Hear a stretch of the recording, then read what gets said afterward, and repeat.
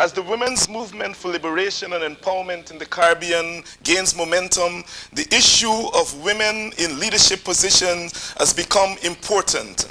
Today we talk with two women in politics in St. Lucia. That's our topic today, women in politics and public life. Don't go anywhere. CaribNation is up next. CaribNation Television is sponsored by the Crossroad Nightclub and Restaurant. The Crossroad Nightclub and Restaurant is located on Baltimore Avenue in Bladensburg, Maryland. The Calypso Cuisine invites you to come and savor the taste of the Caribbean, located in Tacoma Park, Maryland. The Caribbean Market, the food basket of the Caribbean. The Caribbean Market is also located in Tacoma Park, Maryland. And Air Jamaica, the official carrier of the Caribbean nation.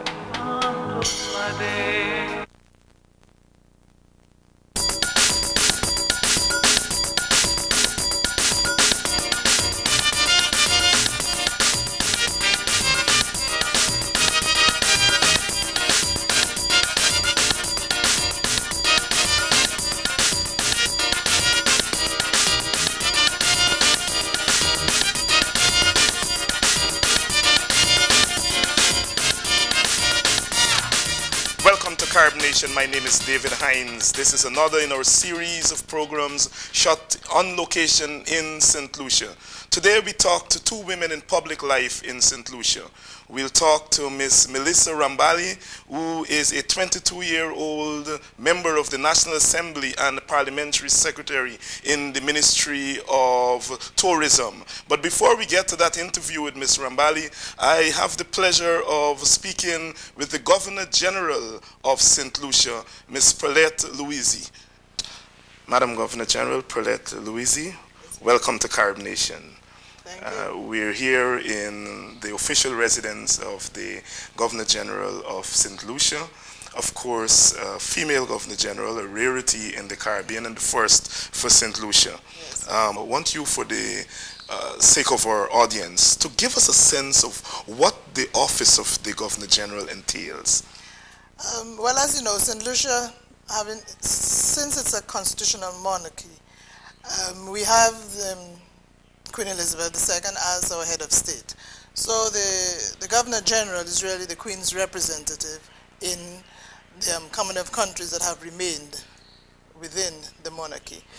So perhaps I could say that my duties are mainly constitutional, ceremonial, and to some extent, and to a greater extent, I hope, social. Social. As the constitutional duties, well, the appointment and revocation of appointments of prime ministers, leaders of the opposition, ministers. Of course, in these areas, the Governor General acts on the advice of the Prime Minister. There are very few responsibilities or appointments where she does it in her own deliberate judgment. But usually, it's on the advice of the Prime Minister. And of course, there's some enumerated tasks that. Well, yes, all these tasks they are outlined in the Constitution. So it is not just simply a question of what your personal, whims or fancies, but they are outlined. And one such task is the opening of the new Parliament. Well, yes. First of all, one prorogues the previous Parliament, and one opens a new session of Parliament, which usually starts by the delivery of the throne speech. Right. And so that's one puts one's assent to bills and legislation, swears in ministers and people in high public office. So really these are mainly the constitutional or statutory responsibilities. Is there anything you have to do around budget time? Budget time, no, except, as I said, the opening of Parliament and the delivery of the throne speech, which in fact outlines the government's, and we say my government's, plans for the coming fiscal year. And although you're appointed by the government in office of the day, you're nevertheless Governor General of all of St. Lucia. Well, yes. And of course, you're expected to stay out of partisan politics and to be as impartial as you can. Yes, well, as by by its very nature, the Governor General's position, and one would say the Governor General has to be apolitical, neutral. The whole idea is to, promote national unity, national identity. So a Governor General never actively takes part in any political activity or event or discussion or debate. One is Governor General of the country, and as such has no allegiances, political allegiances, or political affiliations. I suppose there might be some implied powers of the Governor General to carve out for yourself some kind of program that you can become actively involved with in the community. Of course, well, that is expected. There are some responsibilities and some activities that are mainly almost traditional, like the Governor General being patron of many social organizations, voluntary and charitable organizations. For example, the Governor Generals are patrons of the Red Cross Society, the Chief Scout, the Guides. So apart from that, there are other personal interests that as Governor General one would have, and in which case one would perhaps give a little more of one's time and expertise in these areas. You, obviously, you were appointed by the present government, and although you are expected to be apolitical, you were appointed by a political party, and they must have recognized some kind of worth in you in order to entrust you with this office. You must have been involved in public activity of some sort, quite apart from your vocation and your career in education. Well, when you say public, you mean political? Well, I don't want to use the term, but I want to say political, but not partisan. Political. No, I wouldn't even say so. I think perhaps the present government, and I must say that my appointment had to be approved as well by the opposition, yeah. So that before the nomination was even sent to the palace. No, I think apart from my own career and vocation in education, I was very much involved in, let's say, community service. That's what I'm talking about. That's what mainly of a cultural nature. I was very much involved in the promotion of our national language. I served, on a lot of community organizations. So I think that aspect of my own involvement in public life, if you want to put it that way, may have helped.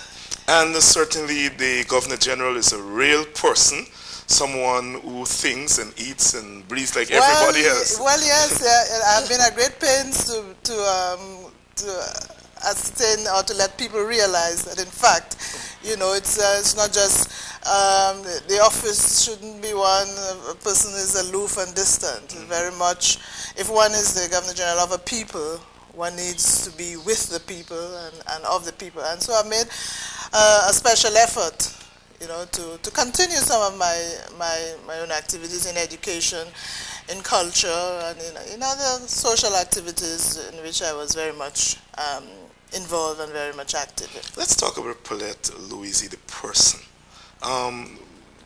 You were, of course, you were born here in St. Lucia. Where did you go to school? Well, yes, I was born in a village south of St. Lucia in Labrie, and I did my primary education in Labrie. I came up to the capital, Castries, to do my secondary education career, because in those days there was just the one secondary school for girls, the St. Joseph's Convent. So that's where I did my secondary schooling, and I moved on to Barbados, University of the West Indies, where I read for my first degree in the arts, but mainly in languages, in English and French. I moved on to Canada, in Quebec, and did a master's degree in linguistics. And then finally moved on to the UK about 4 years ago to do a PhD in higher education. And then you came back to St. Lucia to serve your country? Well, yes. In fact, I've been on the move as far as going out to study and coming back for the past 30 years. So every time I move out, I return. I've always been drawn back. Yeah. And you've chosen education. You chose education. I chose education. Deliberately so. Yes. Well, to some extent, I suppose when I became a teacher at a very early age of 12, even before I started my secondary schooling. But even after my first degree, I decided to be in education. There were times when I thought I wanted to go into the diplomatic service, but education sort of beckoned me, and so I remained. Do you regret it? Regret having taken up education? Oh, not at all, not at all. I think when all is said and done, the whole fabric of society, the whole society is based on, you know, education, and even if I may say so myself, those of us who chose that profession have made a significant contribution to their social development. When you look around St. Lucia and the Caribbean, what's your greatest satisfaction from the standpoint of education? That in spite of our size and in spite of our limited resources, we have been able to hold our own on the international scene as far as the quality of education that we've been able to offer to our people and the standards that we've been able to achieve. I think I look at our Nobel laureates, I look at a lot of persons in high public office regionally and internationally, and I think that the Caribbean and St. Lucia have done well by its people, and education has been that which has brought us to where we are.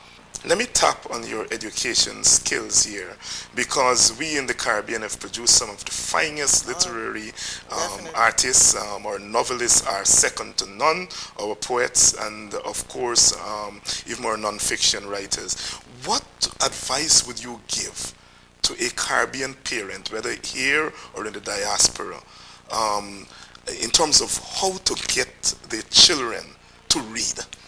Well, first of all, we, as parents, we have to start reading ourselves. Okay. And create the type of environment that, I mean, in many ways, children learn, or we learn by example. So if parents read, they read the newspapers, they read a book, they particularly read with their children. I think that would set the tone for greater love of reading. We would have to be a bit sterner in the amount of television, perhaps, that we allow our children to be exposed to. Not so much, they need to look at the quality of the programs as opposed to the amount.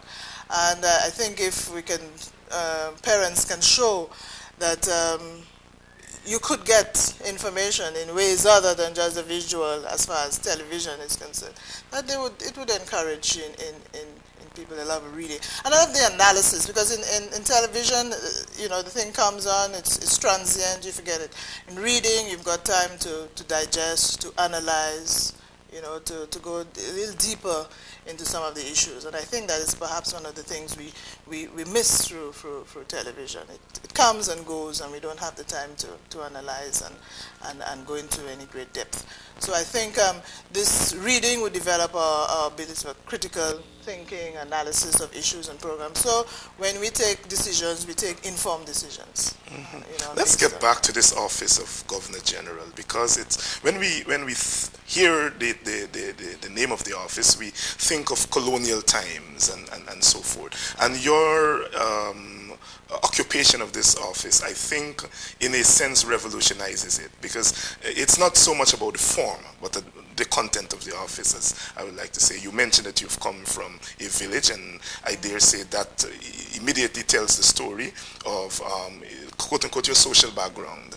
And someone coming from a village and ending up in the Governor General's mansion, I think, in itself revolutionizes the office. And what would you say to a young woman in Libre or any village in the Caribbean who wants to get to the top of the world in whatever discipline, what would you say to them? I would say that there's nothing that one can't do if one puts one's mind to it.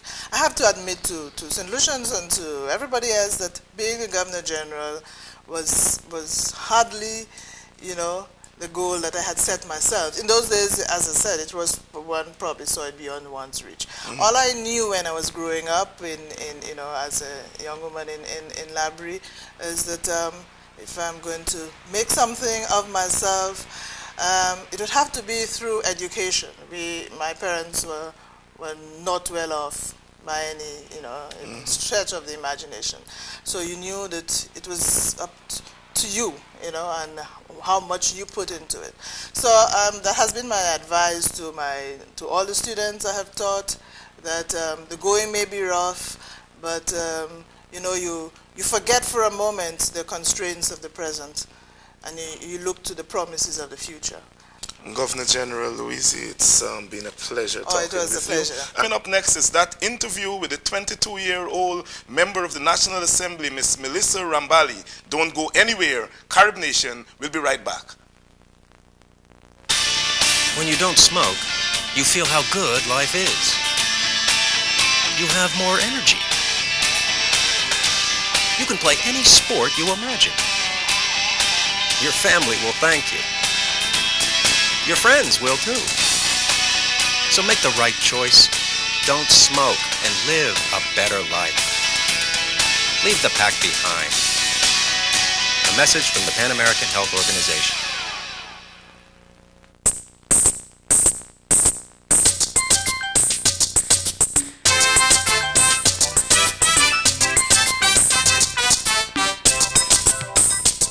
Welcome back to Carib Nation, and as I promised, we're going to have that conversation now with Ms. Menisa Rambally, who is the parliamentary representative for Castries Southeast in St. Lucia, and she's also the junior minister in the Ministry of Tourism. And Menisa, as I mentioned before, is just 22 years old. Ms. Menisa Rambally, welcome to Carib Nation. Thank you. You're a parliamentary representative for Castries Southeast. Yes, I am. And you're also junior minister in the Ministry of Tourism, Aviation and the Environment.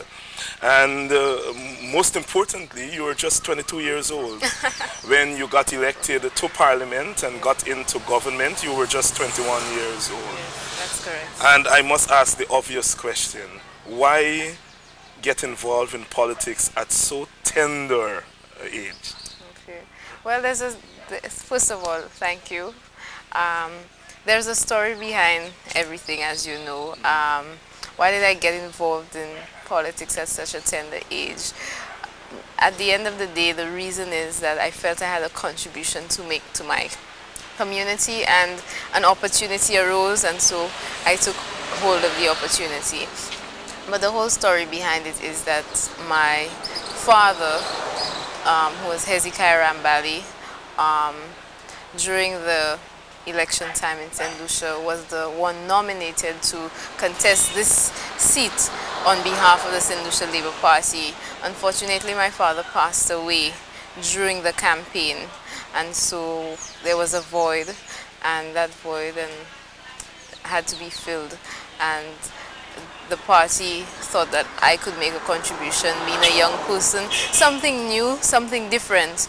What the party was all about, change, bringing a radical change into the country, showing something completely different. And I started becoming politically aware, well, seriously aware, during my father's campaign. My father was very active on the road, and during his own campaign, I started getting very involved in that campaign, and going around the constituency and around the country, seeing that there was in fact a need for something different, and a need for the people of this country to finally get quality representation, not just people going up to say that they're representing them, but people who truly cared about their concerns and their needs, and people who understood what they were facing and what they were dealing with. And so I got a passion for it, because I saw that I wanted to make a difference in the lives of people, and I thought that was an opportunity to do so. You are making history, have made history. You're certainly, by any stretch of the imagination, the youngest parliamentarian in the Anglophone Caribbean, and I probably would stick my neck out and say in the Western Hemisphere. But you don't only represent youth. You're a woman, and it's one of the underrepresented groups in the Caribbean, certainly at the level of politics. How do you feel this combination of youth and women and the burden that you have to carry? How do you feel about being in such a sensitive position? Okay. Well, it is in fact a sensitive position, as you just said. It's something different. It's something that the Caribbean has not been accustomed to over the past years. As we know, women have been on the back burner in relation to politics. We have always stayed in the back lines, although it is a fact that women are the majority voters in the country, but you never saw women coming to the forefront of politics. I believe personally one of the main reasons for that was because women didn't see an opportunity for them to make a positive contribution. A lot of people saw politics as something negative, something dirty, something that you didn't want to get involved in because it was just too messy. I believe it is time that we change that around, because in our society, both men and women have contributions to make. Not that I believe that women should want to replace men in any way or get rid of them or anything, but I believe that we can work together as partners. And I believe if we come together as men and women, we would have a more positive effect on our society. We would be able to work more towards the whole gender relation thing and work for everybody in the country. Women have their place in society as well as men, and I strongly believe that. But I do believe that we have come of the age where women now have to make a more significant contribution to society, and what better place to make it than in the political arena. Being a young person, a woman in that atmosphere, do you feel sometimes as though you're an outsider? To be quite honest, I don't feel that way, and I'll tell you why. It's simply because of the attitudes of the people around me, my colleagues, the support that they've given to me. I don't at all. Many times I'm asked, are you treated as a little child and a little baby among everybody? I'm not treated that way. I believe people treat you with the same respect that you treat them, and they mete out to you the sort of responsibility that they think you're capable of doing. And rather than feeling intimidated, I feel supported. And that is important. I think that they're proud to have young women at their sides, and I am certain that they would do whatever they can to ensure that we are successful and that we survive in the political arena, and so we get that support, that shoulder to lean on when we need it, and I think it's absolutely necessary. Let's talk now about some issues. Sure. You've mentioned the whole issue of youth and young people, and certainly as you look around the country and you look around the Caribbean, we cannot say all is well with our young people. Education is not the thing that it used to be. We have the problems of drugs and other what we call deviant behavior. Now, how do you see yourself helping to deal with some of these problems? Well, first of all, let me ask you, what do you see as the single major problem facing young people in St. Lucia? Well, I wouldn't put it down to a single major problem. I would put it as a culmination of a lot of societal problems that have existed over the years, probably things that we haven't addressed. But to be quite honest, that I spoke about it a lot during my campaign. One of the major things I think that has been a drawback to the youth in our society is the lack of confidence by the society in the young people of the country and the Caribbean generally. I believe we need to come of age where we place more confidence in our young people. Equally too, I believe our young people need to show that responsibility, that they are able and capable of taking on that sort of serious role.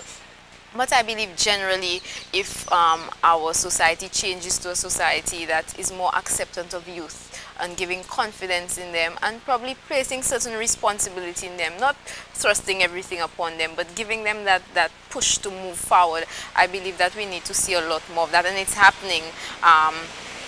The support of the country in voting in a young parliamentarian is example of the fact that people do have confidence in the youth, but probably we hadn't gotten the opportunity to show our confidence in the youth. And I believe St. Lucia is doing well in showing the rest of the Caribbean that youth indeed have a significant contribution to make, and we must work hand in hand. You see, over the years there has been this gap that has existed between young people and the more experienced people of society, and to bridge that gap now is something that's going to be critical to our continued development and our survival in the 21st century. I'm sure you will agree with me that the quality of education afforded our young people in St. Lucia and in the region is critical to that whole process of moving forward.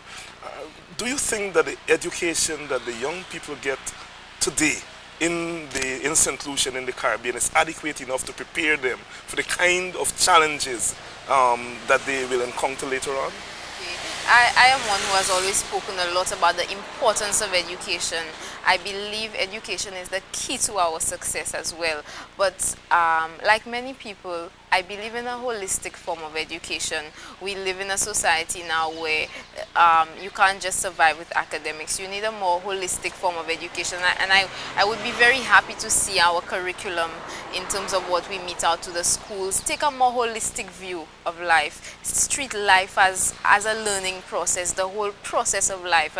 And that's what education should prepare us for. Education is for life. And if you start from very young believing that, people would become more apt to it, more, they would accept it more. Our young people would see the importance of it. I believe many young people don't understand the true significance and the importance of education. Maybe they figure that it's just something that happens, it's just a part of life, you must go to school. But we must begin to see education more than that, a lot more than that. It's something that must prepare you for life. Ms. Minister Rambally, as I sit here speaking with you, I remember when I was 21 years old, I was involved in politics. I was involved in protest politics in my native country, Guyana.